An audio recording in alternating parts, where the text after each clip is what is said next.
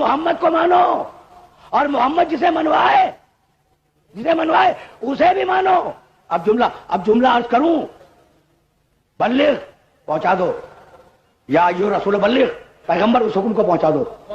بھائی حجۃ الوداع کے موقع پہ حکم آ گیا ہوتا، جب حج کر رہے تھے نا تو اس وقت یہ حکم آیا ہوتا، اور حجۃ الوداع ہی کے موقع پر پیغمبر علی کی مولائیت کا اعلان کر دیتے۔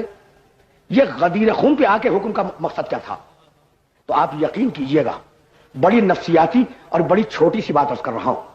وہ بات یہ ہے کہ اگر کسی گھر سے کوئی شخص سفر پہ جائے، سفر پر، اور یہ وقت معین کر کے جائے کہ میں فلاں دن واپس آ جاؤں گا، اتنے دن کی مسافت ہے، اتنے دن کے بعد واپس آ جاؤں گا، تو اگر اس میں تاخیر ہو جائے، بھائی فلائٹ اگر چند گھنٹے تاخیر ہو تو گھر والوں کو تشویش ہو جاتی ہے یا نہیں؟ اور پوچھتے ہیں کہ بھائی تاخیر کیوں ہوئی؟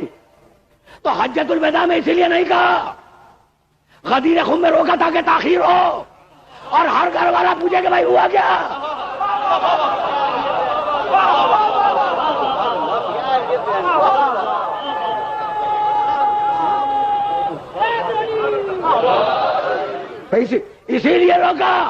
اسی لیے روکا کہ تاخیر ہو، اور جب مسافر گھر پلٹ کے جائے تو ہر گھر کے افراد پوچھے کہ بھائی تاخیر کیوں ہوئی، تو کہنے میں آسانی ہو جائے کہ بھائی میں کیا کروں، علی کو مولا بنا رہے تھے۔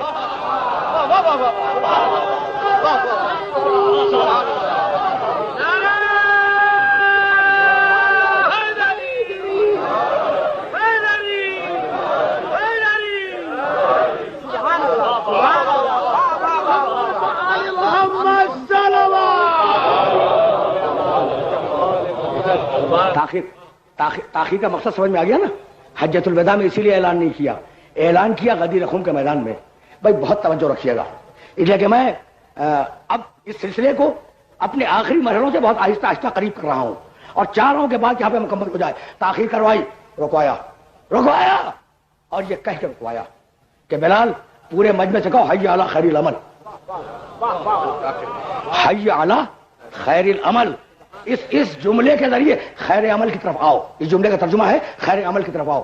اس جملے کے ذریعے بلال سے پورے مجمع کو رکوایا، اور شرح تجرید میں علامہ قوسی رحمۃ اللہ علیہ نے لکھا ہے، علامہ قوسی رحمۃ اللہ علیہ کا تعلق میرے مسلک سے نہیں ہے، انہوں نے لکھا کہ بلال سے کہا کہ حی علی خیر العمل کہہ کے مجمع کو روکو، اور پھر بلال سے کہنے لگے ظہر کی اذان میں کہ اس جملے کو اذان میں داخل کرو۔ سبحان اللہ، سبحان اللہ۔ اس جملے کو اذان میں داخل کرو۔ اب کب یہ جملہ خارج کیا گیا یہ میرا موضوع نہیں ہے، لیکن اتنا جانتا ہوں کہ نکال دیا گیا، اور صحیح نکالا گیا۔ اگر حی علی خیر العمل اذان میں رہتا تو قیامت تک لوگوں کے ذہن میں غدیر گونجتی رہتی۔ سبحان اللہ، سبحان اللہ۔